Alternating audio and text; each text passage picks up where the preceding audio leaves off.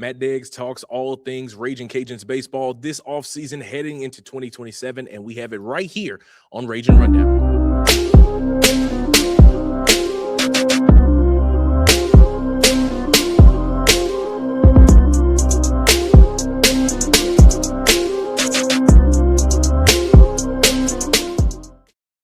What's good, ladies and gentlemen, and welcome into another episode of Ragin Rundown.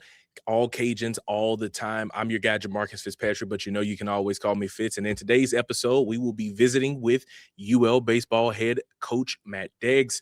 They had their postseason luncheon earlier this week on Wednesday, and me as a working media member I was invited to the event itself. They were given the opportunity by a lot of supporters of the program to meet some of the new players, to catch up with the old returning players that are coming back, to get a glimpse at the schedule that they have upcoming for fall, and then also the 2027 season. So while I was there, I know a couple of people had asked, could we get this interview? And so I did my job going and talking to head coach Matt Deggs. And we talked for about 7 or 8 minutes because it was right before the event started. So I didn't want to hold him up too long. But there were 4 sound bites that I want to play for you guys in particular that kind of broke down what his thought process was going into this offseason, some of the things that he was focused on, how important certain aspects of the team would be for him, and all of those things like that. So we'll get to every bit of it as we go through the show. So the first thing that I asked him about was kind of his philosophy of how he was recruiting guys in the offseason, because as we've talked about in previous episodes on the show that you can check out here on the channel, the freshman class coming in were just 2 players, Evan Vincent and Miles Ledoux. Everything else after that was either a transfer portal signing or a junior college player. And a lot of these players were experienced, having just 1 to 2 years of eligibility remaining, meaning that they had seen and played a lot of college baseball. And so my assumption from what I had seen was that they were looking to stay older. So I asked Coach Deggs, what was his philosophy about recruiting this offseason? Well, in this landscape, I don't feel like we have time to go back. We've got to find guys that can come to us. And physically, maturity-wise, baseball IQ and acumen, they need to be ready. And I feel like we've done that, especially on the mound. We've got 2 freshmen coming in, so that class is small, but they're good. I would expect them to make impact right away. And yeah, that was by design, just to stay old, and because that's what's winning right now in this game. That's what's winning baseball games now. So he made it pretty clear there that his thought process is, in order for this program to be contenders, to compete and be very solid, to do what Troy did, getting to the College World Series, to do what Coastal Carolina did 2 years ago and get to the College World Series, you're going to have an experienced ball club. And that means that you're not going to be going to try to go and get younger players. You're trying to go get more experienced players. And they did that. We've talked about it multiple times, but we'll talk about the newcomers and list them that they have. Trent Lape, Dagan Kubat, Maddox Sullivan, Charlie Krebs, Blaine Albright, Griffin Miller, Kendall Dove, Jackson Evers, and Joey Irving are all out of your pitching staff. Evan Vincent is your freshman pitcher. Miles Ledoux is your freshman infielder. Eric Fernandez, Jeremy Kuiper, Micah Kendrick, Manny Salas, who I did ask him about, Tanner Hornbeck are all your transfer infielders. Kel Pisano is a transfer outfielder, and Jose Carmona is a transfer catcher. So in total, if I can get this all calculated for you guys real quick on my spreadsheet, 9 pitchers, 5 infielders, 1 outfielder, and 1 catcher.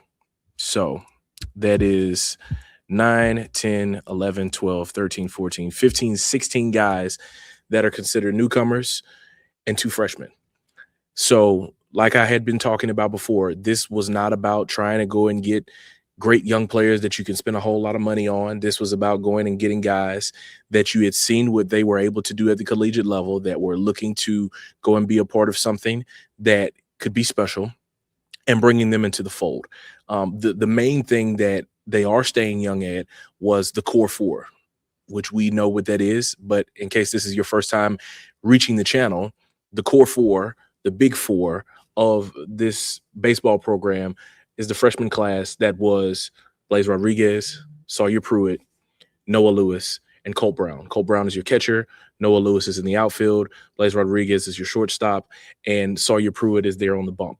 They were all impressive, and that's why they got all Sun Belt honors this postseason. And it was imperative that you got not just one of them back, not just two of them back, not just three of them back. You needed to have all four of them back because that took care of every single level on the field, from the dish all the way to the wall. So I asked Coach Deggs, how much of a priority was it for him to go and get all four of the big four of that freshman class? Well, it was job one. And, that's where it started in the exit meetings and in the fundraising process, et cetera. That was job one. It's got a chance to be one of the more special younger groups that's ever come through here. And it's not just those four. There's several others. But, yeah, to have them back, and then the guys that were inexperienced but not freshmen like Markle and LaSalle, and those guys, Simo coming off injury, he could have. There's a lot of options for Simo, and for him to be back, and I see him in the room today, and just excited, man. Sky's the limit for this team. We're gonna have a lot of fun, and it's gonna be a great time. So, like I'd mentioned, these guys were truly important for them to be able to get themselves ready for the 2027 season and be a part of the success of what he believes this program can truly be. I had mentioned about how programs out of the Sun Belt needed or had a lot of experience, and then that's why the ones that went on deep runs had a ton of experience. This past season, Troy, the baseball roster that they had, I'm counting only 5 freshmen, including a redshirt freshman. Seniors, you had 1, 2, 3, 4, 5, 6, 7, 8, 9, 10, 11, 12, 13, 14, 15, 16, 16 seniors. 1, 2, 3, 4, 5, 6, 7, 8, 9, 10 juniors. 5 freshmen. 1, 2, 3, 4, 5 sophomores. So it's literally proven that in order for you to be in a position to be deep in the postseason, you have to have a much more older and experienced roster. And that's proven to be true, not just in college baseball, but across all collegiate sports. The more experience that you have, the better off you will be. And that had to come with financial stipulations, and where they needed to raise funds to make sure that they could retain these players, not giving them $1 million, because once you start getting into those figures, 9 times out of 10, you're going to lose a guy. If a guy has an opportunity to sign a major league contract or get in the portal and go to a Power 4 school making that type of money, the Cajuns are just not in a position to be competing in that type of arms race. But when you're able to get enough money in the pot where you can say, hey, we can put together enough to get guys that are experienced enough and have enough talent, that as we develop them because of the coaching staff that we have, the Seth Thibodeau's, the Taylor Sandiford, the Matt Deggs and company, and now the Ryan Patterson that's added to the mix. I did not ask him about that, and I'm hitting myself in the back of the head because I didn't ask him about it, but I'm sure we'll talk again at some point.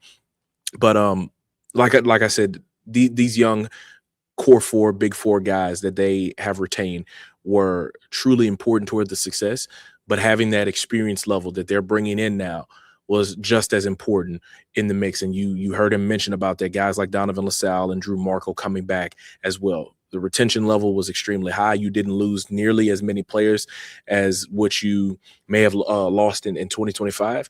And the ones that you did lose were in positions that they may have not been playing as much for you anyway in this upcoming season. So they went and found a place that they can go and actually be able to play, and that is fine. We also talked about the pitching staff and their perspective on how they decided to do things this offseason and what it was going to take for them to be successful ultimately in 2027. And we're going to hear more about that when we come back here on Ragin' Rundown.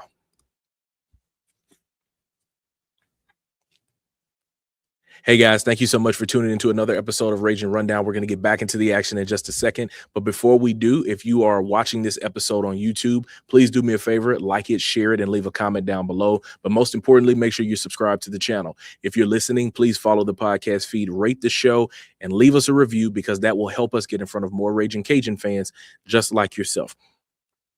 Matt Deggs and company put together a phenomenal offseason approach and was able to bring in 16 newcomer players that I rattled off to you in the first half of this episode. But in particular, the area where they needed to lean in the most was the pitching staff. After the Starkville Regional, I asked Coach Deggs, did he feel like his team was tired? And he said, no, we had more in the tank, but it was simply that we ran out of gas when it came to the arms. And so he felt like if they could go and get enough good arms, even great arms, to add in that bullpen on top of the positional players that they had and what they would be bringing in, that this would be not just a regional hosting team, but a team that could contend for a national championship. So they go into the offseason, and like I mentioned earlier, they would sign 9 transfers and then your freshman pitcher, Evan Vincent. And so I asked Coach Diggs about the perspective of the type of pitchers that he had to go and get and how important it was going to be for the success of the program to go and get some pitchers added into the bullpen. Well, it's been a phenomenal summer, and I think you're right. The way those kids played captured a lot of hearts and minds, and not just of adults, but of players that are coming up, right? And so that kind of transitioned into an unbelievable recruiting summer. And, arms, pitching runs the world. And you got to have the arms, and I don't think we ever got tired. But we did, just because of injuries or whatnot. We ran out of some steam on the mound. I thought we played well against Mississippi State. They just had a few more arms than we did. And so I think we've addressed that. We'll find out in about 6 weeks. But I think we've addressed that and have a chance to go above and beyond where we finished this year. So leaning into going to get those pitchers, he feels confident about what he has going into that bullpen, and he's also confident because of the type of coach that he has leading the troops.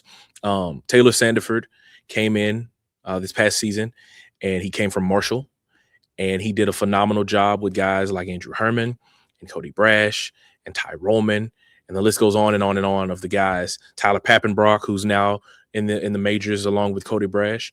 So many guys that he worked with to enhance the level of play that they had this past season, and it proved just how phenomenal he was. Even more so to the point that they were able to go after the portal had opened. 3 Marshall pitchers entered the portal, guys that had played under Coach Sandiford while he was at Marshall. I'm talking about Charlie Krebs, Blaine Albright, and Griffin Miller. And after each one of them entered the portal, the Cajuns did their due diligence, going and seeking those guys out, having those conversations, and each one of them committed before taking a visit and coming to campus. And all of them committed because they believe in the pitcher that Taylor Sandiford, pitching coach that Taylor Sandiford is.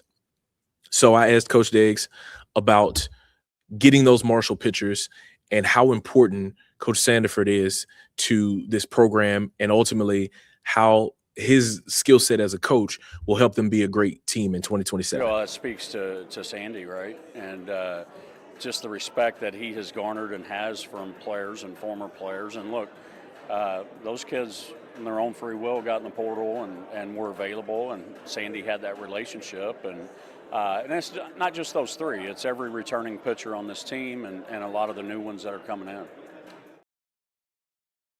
So it's going to be extremely fun to see how this team will gel.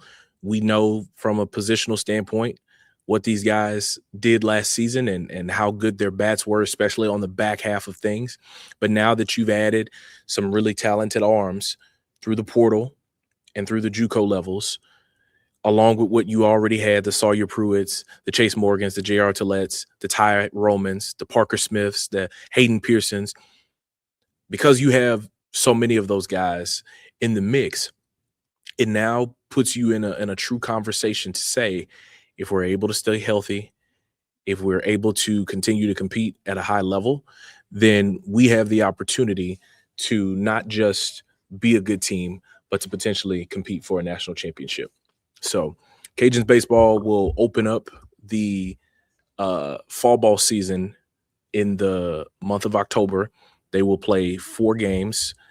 And if I can get it pulled back up here on my computer, I will rattle off to them. But I do know that they have the likes of McNeese and Northwestern State and Lamar, a lot of Southland Conference teams that they will be facing off against I can tell you exactly what it is. October 2nd, it will be at Nichols. October 16th, it will be versus Northwestern State. October 24th, it will be against McNeese. And then October 30th, it will be against Lamar. So that'll be your first opportunity to be able to see what this team will look like. And then the 2027 schedule, the dates and times have not been set, but we know the opponents. The non-conference weekend series they will have will be against Missouri State again, North Dakota State, and Oakland.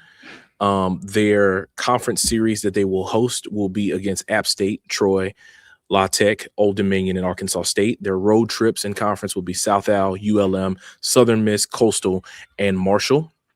They'll have some neutral site games at Kentucky or versus Kentucky. That'll be in Pensacola, if I'm not mistaken. Texas A&M, UConn, and Utah. They'll have midweek scheduled games. Kansas State comes back for another season. Nichols, Southeastern, Southern, Texas, Rio Grande Valley, West Florida, McNeese, Jackson State, Texas A&M, Corpus Christi, and Nichols State. I mentioned them already. The Cajuns' road midweek slate will be LSU, McNeese, and Rice. Like I said, all of those dates will be announced at a later date. So exciting times for Ragin' Cajuns baseball.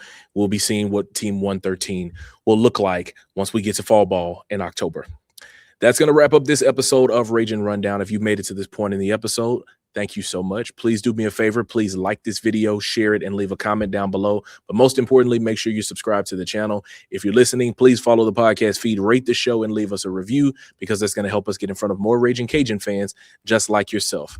I'm your guy, Jamarcus Fitzpatrick. We'll see you guys next time.